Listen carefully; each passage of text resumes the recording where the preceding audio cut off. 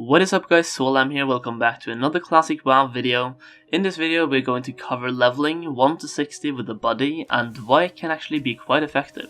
First off, we're gonna cover some pros and cons of leveling with the buddy, and then we're going to look at optimal class combinations just in case you want to be as effective as possible. The pros of leveling with the buddy is it's social, you kill stuff faster, you can tag more mobs, which is important in the beginning since there will be competition for mobs, and if you get a kill quest you can kill each of your mob and get a kill count for your friend's kills, increasing the pace of which you'll make it out of the starter zones. You rarely ever fail quests, you pretty much have double the success rate, so in case you get the quest to kill an elite mob, or just a more difficult mob, you obviously have a better chance as two people than if you do it alone. Depending on your knowledge of vanilla World of Warcraft, questing as a duo might increase your leveling speed by quite a bit. You have to remember in vanilla you had to read the quests and to figure out where to go by yourself, unless you use some add-ons like Questy. Some quests could be tricky, and having two brains at work will surely crack the code faster than having just one. Of course, if you already knew where every quest in vanilla and where to go, etc., this doesn't matter. It also speaks for itself that if you level with a buddy, you have more fun. You can even use the in-game voice chat or Discord to talk to each other and just enjoy the adventure together. Another factor, and possibly the biggest one in my opinion, is the world PvP. Let's say you're questing in Stranglethorn Vale. There is a high chance of meeting horde players there. If you're alone, that horde player is likely to engage in some PvP action, but if you're two people, that horde player may choose not to engage in PvP. Pretty much what I'm saying is you have higher survivability when you level with a buddy, both in PvE scenarios and PvP scenarios. So let's cover the cons of leveling with a buddy. The biggest one in my opinion is you're limited to each other's schedules. You pretty much have to find a person with the same schedule as yourself. You're also quite limited to when it comes to questing options. For example, killing mobs is fine, but sometimes you'll get a quest to pick up items from the ground, and those items might have a long respawn rate. Your buddy or yourself might complete that quest faster than the other, and boom, you have downtime. You also share the experience of killed mobs between you, so you get 50% each. But again, you also kill stuff twice as fast, so if you have the same amount of DPS, this one isn't that big of a con in my opinion. However, due to you being two people instead of one, and there might be some competition for mobs in Classic, you might actually kill stuff faster than it respawns, and that's where this con actually becomes a con. Due to these last two cons, aka limitation of questing options and the shared experience, you're also looking at a potential lower experience per hour. So to summarize, I would say if you're not trying to absolutely rush to level 60, duo leveling is definitely a good idea as it makes the leveling adventure a lot more fun. However, if you're looking for a challenge and you want to experience the game alone, then by all means level alone. Another big pro of duo leveling is that you can potentially even duo certain dungeons for gear. Plus you can track quests and dungeon quests that gives weapon drops, so you can both upgrade your weapon at the same time, allowing you to kill stuff faster. Just research dungeon quests and their rewards and find out which quests rewards good weapons for your class. So let's talk about the general strategy of duo leveling. This is pretty simple. You want to make sure you have similar play schedules as your buddy. You want to align movement speeds, align buff synergy, and damage synergy. Ideally, you also want to play classes of different armor types and weapon types in case anything drops for you while killing mobs or doing dungeons, if you do dungeons, but this one I'm kinda like torn on because the boss drops you will have to fight your buddy for. But if you are two of the same class, then you can target certain dungeons and certain dungeon quest rewards and just regular quest rewards as well. So you can both get your important dungeon quest rewards at the same time. You also need to factor in survivability, sustain, self-healing, gear dependency, and as part of the general strategy I should also mention that you want to level through the starting area solo and then link up with your partner at level 6. So let's look at class combos. I will talk about my top 8 class combos and tell you why I like those combos. Now, when I made these, I didn't factor in doing any dungeons, so these combos are best when it comes to just questing from 1 to 60, questing and grinding mobs, but you can even factor in, like, let's say double mage. If you were a double mage, you could do certain dungeons to get the quest rewards to upgrade your weapons faster, so I might do an update on this video later to talk about stacking classes just so you can target quest rewards. But let's have a look at the class combos for now. Now, number 1 for me is Hunter and Mage. This is a great combination in my opinion due to the fact that the Hunter has a pet which can tank any mob. The Mage is a glass cannon that can pump out damage. The Mage also has a buff that the Hunter can benefit from.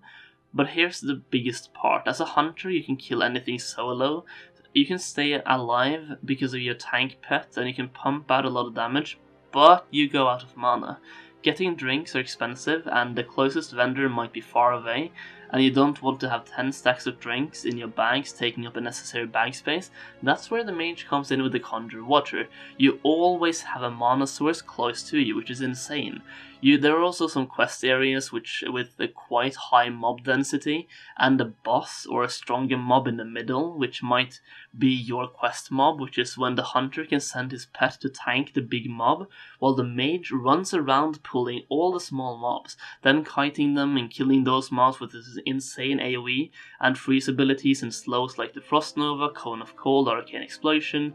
Other pros are you use completely different armor and weapon types, so you can just quest and get several different drops and so on. However, the cons are self-healing and movement speed. Due to the aspect of the cheetah, the Hunter might be a bit fast, but the Mage also has Blink. Now, one other thing to mention is that both Hunters and Mages are good at soloing things. So for example, if the Hunter goes out of mana, he can exit combat and have a drink while the Mage keeps killing stuff, and that way you have little to no downtime.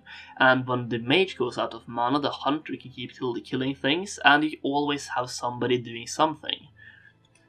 Number 2 is Mage and Mage. This is a great combination due to the sheer damage potential. You can do a lot of damage both in solo target and AoE scenarios. This can be really good for kill quests, as you can basically just pull 20 mobs and AoE them down. This is a super good combo for grinding, especially AoE grinding. You can grind stuff from an early level just with Arcane Explosion. You also have aligned movement speeds and skill synergy. Plus, you can actually have great self-healing potential. The key here is to think outside the box, because as a Mage you don't really have any self-healing spells, but you can duel each other and polymorph each other in the duel, and when you're polymorphed you regain your health. Easy self-healing, but it only works after a pull. You also have double sheep crowd control, which can be good when questing, I guess, and trying to skip certain mobs. It's always good to have double CC, and the cons of this is that you share both armor and weapons, but this can also be a pro if you do quests and dungeon quests to target those drops. You also have low sustain, no self-healing while in combat anyway, and you have weak group forming potential due to the weapon and armor type, and because a potential healer in a dungeon group would also probably need that same weapon and armor type. Now, number 3 is Double Hunter, so Hunter plus Hunter. I was considering making this number 2, but I think the sheer AoE grinding potential of Mage plus Mage, it just makes it faster. But Hunter plus Hunter is a very fast combination as well. This is a pretty great combination, mostly due to having 2 strong pets. You have insane kiting potential, again because of the pets. And I think the best way to level as a Hunter would be, or as Double Hunters, is pulling 2 mobs close to each other, focusing on 1 mob each, maybe throwing a serpent sting on your buddy's mob, but mostly focusing on 1 mob each. You also have aligned movement speed, and because your pets are so strong, you are quite gear independent, especially if you go the Beast Mastery route, which again I recommend. Cons are that you share the both armor and weapon types. You also have very limited group utility, low AoE damage, no self-healing, and no buff synergy. Number 4 is the Warlock and Priest combination, or what I like to call the Dot Baby combo. This is an insane combination due to a lot of factors. First off, you share damage synergy, as in shadow weaving. The Warlock can do a lot of damage and actually can tap into his health to get mana back, which is where the Priest comes in with a handy heal to mend the Warlock. The Priest can also apply dots to the target as well as healing the Warlock and the Warlock's companion. The Warlock has a demon pet walking with him, which can actually be a tank. This way, as a Warlock and a Priest, you're pretty much a tank, DPS and a healer leveling together. Perfect, isn't it? You also have high sustain and high self-healing abilities with Hellstones and the Priest, and the Hellstones can be given both to the Priest and to the Warlock, as well as the Priest having tons of healing spells. You also have resurrection options. The Warlock can Soulstone the Priest, and the Priest can resurrect the Warlock.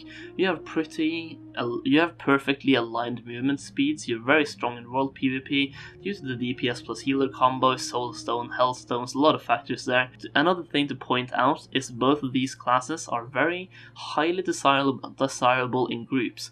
Everyone wants a Priest, same with Warlock. Health stones and Soul Stones, as well as summoning options, and incredible damage. Cons are shared armor and weapon types and shared CC diminishing returns, like Fair. Another con is also the movement speed. Even though they both have aligned movement speed, none of them have increased movement speed, so you both feel like potatoes.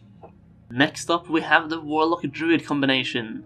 Healing over time and damage over time, the perfect combination. Same thing as Warlock and Priest, you pretty much have tank, DPS and a healer due to the Warlock's demon being able to tank. The best way to use this combination is having the Druid go balance and throwing some occasional heals on the Warlock. This will make the enemies melt with damage over time spells. The playstyle is really this. The Warlock will do his usual stuff, throw dots on the target, the Boomkin will use his Moonfire, then Insect Swarm on the target, then going over in Moonkin form and meleeing the target, trying to get Omen of Clarity procs for free casting. Once the Boomkin gets that free cast proc, he can then free cast Rejuvenation or Regrowth on the Warlock to heal him over time. Pros of this combination is the insane damage and heal over time, different armor types, different weapon types, or well, to some degree. Your gear independent, both are highly desirable in groups. Well, the Druid is if he's healing, and if it's Boomkin, probably not that much. You have strong buff synergy, you have strong crowd control, really good self-healing options, wipe prevention, plus resurrection. Both of these classes can combat rest, plus the Druid can resurrect out of combat as well. The only real con of this combo is the misaligned movement speed, with the Druid being able to go into cat form or travel form for increased movement speed, but then he would outrun the Warlock. Number 6 is the Warrior/Priest combination. This is a great combination because the Warrior generates rage based on attacks given and attacks received. Basically, the more damage he does and the more damage he receives, the more rage he builds up, making him able to do even more damage. It kind of speaks for itself that you can take more damage if you have a healer with you, there to heal you back up to full HP. So Warrior plus healer is insane. This combination has insane sustain, you can pull a ton of mobs and get away with it, and actually kill them pretty fast. You have high cleave damage, you have two classes that are highly desirable in groups, the Warrior pretty much as tank, and the Priest as a healer. Most people usually want the Warrior's tank, as I just said, but that can be solved with dual spec, which isn't actually a thing, so never mind. Or you can actually level as protection, which is also fine. It's up to you, and another reason why this combination is great is you use completely different armor types and weapons, and you have aligned movement speed. Once again, none of them have increased movement speed, so you feel like potatoes. Cons are lack of escape and lack of wipe prevention. You don't have any way to get out of combat or to resurrect each other in combat. The Priest, if he dies, you have no resurrection. So there it is, big cons as well. Another con is that the bubble absorbed from the Priest actually reduces rage generation, so the Priest probably only wants to use that when it's really necessary, maybe in PvP scenarios, or if the Warrior dips to really low HP during a massive pull. Number 7 is Druid and Shaman. This is a decent combination due to a lot of factors. Number 1 is the aligned 40% movement speed bonus. You also have two classes capable of doing damage and self-healing, as well as healing each other. You also have wipe prevention from both sides with the combat rest and Ankh, and both classes are highly desirable in groups. Druid is also pretty gear independent, so you can funnel important gear pieces to the Shaman. You have great buff synergy, insane group utility, and a huge margin for error. Another pro is that you can use different armor types, so you're not stuck to competing against each other for weapons. Cons are double melee can feel a bit clunky, especially from level 1 to 40, and both use leather until level 40 as well. The biggest con, however, is that you're pretty much based on single target, and you don't really have too many AoE abilities. Number 8, the Warrior and Paladin. So since I mentioned Shamans last time, which is Horde only, I figured this one could be alliance only, plus it's a very good combination as well. This is pretty much the same as Warrior / Priest, but the Paladin will do a bit more damage than the Priest, with the option of throwing an off heal on the Warrior every now and then. Pros here are more damage, similar playstyles because of melee plus melee. The Paladin brings in a lot of good buffs and auras and judgments and seals. Because the Paladin will most likely do more damage and healing, the Warrior will be able to tank less, thus generating less rage and doing less damage himself. The combination of itself does feel pretty good though, and cons are same weapon and same armor types, and the fact that the Paladin gets free mount at level 40 might also mean a slight movement disalignment as well, if the Warrior isn't able to generate the gold needed for the mount at that level, but this can also be turned into a pro if you're both good friends, because then the Paladin could funnel gold or like trade gold to the Warrior, so the Warrior could buy mount at level 40 since the Paladin gets his for free. In general, if you plan on duo leveling, here's a couple of additional tips. Make an alt that you can work on while your partner is offline. Ideally, you want to create this alt as soon as possible and walk into an inn and log out there for rested experience. Level professions, farm gold, etc. when your partner is offline. There's so much you can do: level fishing, level primary professions, farm gold, make friends, roleplay, or anything you want. Pick synergistic professions. Make sure you can help each other out in the profession route. For example, if you're going with the double mage combination, make sure you don't both pick up tailoring plus enchanting. It's enough that one of you have those professions, he can then craft the bags and give them to you. Be smart and pick synergistic or different professions at least, so you don't both need the same material. And that's pretty much it. I hope you enjoyed and I hope you found this video useful. Thank you for watching this video, I'll see you in the next one.